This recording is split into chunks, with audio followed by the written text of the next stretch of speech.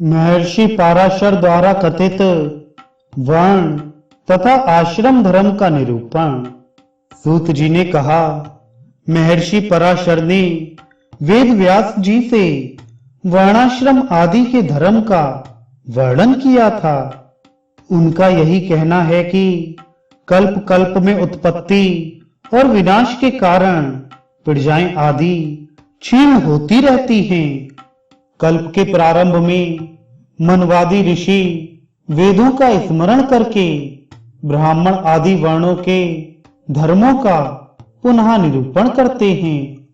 कलयुग में दान ही धर्म है। कलयुग में केवल पाप करने वाले का परित्याग करना चाहिए। कलयुग में पाप तथा श्राप ये दोनों एक वर्ष में फलीभूत हो जाते हैं। मनुष्य आचार अर्थात सदाचार तथा शौचाचार से ही सब कुछ प्राप्त करे। संध्या, स्नान, जप, होम, देव और अतिथि पूजन इन षट कर्मों को प्रतिदिन करना चाहिए। आचारवान ब्राह्मण तथा सन्यासी इस कलयुग में दुर्लभ हैं। क्षत्रिय को चाहिए कि वह शत्रु सेनाओं को जीतकर पृथ्वी का भली भांति पालन करे। वैश्य कृषि एवं पशुपालन तथा व्यापार आदि करे और शूद्र इन तीन द्विज वर्णों की सेवा में अनुरक्त रहे। व्यक्ति का पतन अभक्ष्य भक्षण, चोरी और अगम्य गमन करने से हो जाता है। यदि द्विज कृषि कार्य करता है तो वह थके हुए बैल से हल ना खींचे तथा उसे भार ढोने के कार्य में नियोजित ना करे। स्नान और योगादि कार्यों से निवृत्त होकर पंच यज्ञ करे। मध्याह्न काल में ब्राह्मणों को भोजन कराए और क्रूर कर्मों की निंदा करे। तिल तथा घृत का विक्रय नहीं करना चाहिए। पंचसूना जनित दोष के निवारण के लिए बलि वैश्य देव होम करे।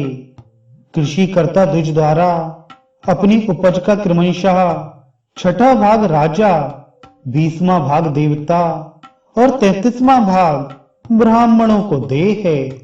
इसमें कृषि जनित पाप नहीं लगता। कृषि कार्य करने वाले क्षत्रिय, वैश्य तथा शूद्र यदि खलिहान में उक्त निर्धारित भाग राजा आदि को प्रदान नहीं करते तो वे चोर के समान पाप के भागी होते हैं। मृत्यु का अशौच होने पर सामान्यतः ब्राह्मण 3 दिन के पश्चात शुद्ध हो जाता है। इसी प्रकार क्षत्रिय 10 दिन, वैश्य 12 दिन और शूद्र 1 मास के पश्चात शुद्ध होता है। ब्राह्मण 10 दिन, क्षत्रिय 12 दिन, वैश्य 15 दिन तथा शूद्र 1 मास में शुद्ध होते हैं।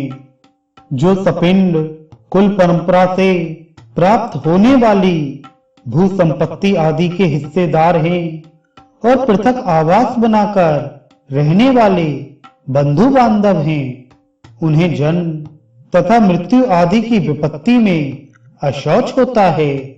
चौथी पीढ़ी तक 10 दिन, 5वीं पीढ़ी में 6 दिन, छठी पीढ़ी में 4 दिन, 7वीं पीढ़ी में 3 दिन तक मरणाशौच होता है।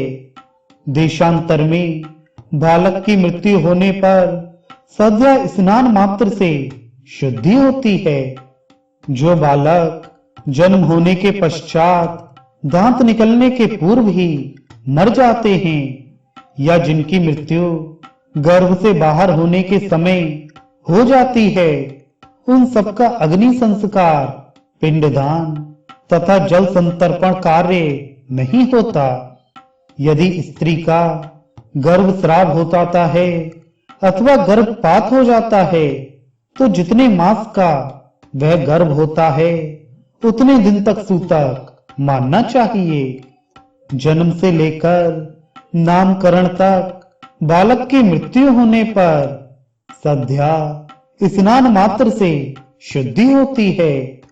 यदि नामकरण के पश्चात चूड़ाकरण संस्कार के मध्य बालक की मृत्यु होती है तो एक दिन और एक रात्रि का अशौच होता है। यदि उपनयन संस्कार के पूर्व बालक की मृत्यु हो जाती है तो 3 रात्रियों तक और तत्पश्चात उसकी मृत्यु होने पर 10 रात्रियों का अशौच होता है। 4 मास तक के गर्भ के नष्ट होने पर गर्भस्राव तथा 5 और 6 मास के गर्भ के गिरने को गर्भपात कहा जाता है। जो ब्रह्मचर्य व्रत के अग्निहोत्र की दीक्षा में है अथवा अनासक्त भाव से जीवन व्यतीत करने वाले हैं, उनके लिए जन्म एवं मृत्यु का अशौच नहीं होता। शिल्पकार, कारुकर्म करने वाला, वैद्य, दास दासी, भृत्य, अग्निहोत्री तथा क्षत्रिय ब्राह्मण और राजा ये सद्य शौच वाले कहे गए हैं। जन्म का अशौच होने पर माता 10 दिन में तथा पिता स्नान करने के बाद शुद्ध हो जाता है। सूतका गृह में प्रसूता स्त्री के स्पर्श से पिता को अशौच हो जाता है। आचमन से पिता इस अशौच से शुद्ध हो जाता है। यदि विवाह उत्सव तथा यज्ञ आदि कार्यों के संपादन काल में ही मृत्यु या जन्म का अशौच हो जाता है तो पूर्व संकल्पित कार्य से अन्य कार्य के निषेध का विधान है, अर्थात पूर्व संकल्पित कार्य के लिए अशौच नहीं होता, बाद के कार्य में अशौच होगा। अनाथ व्यक्ति के शव को वहन करने पर प्राणायाम मात्र से ही मनुष्य की शुद्धि हो जाती है, किंतु शूद्र का शव उठाने पर 3 रात्रियों के पश्चात शुद्धि होती है।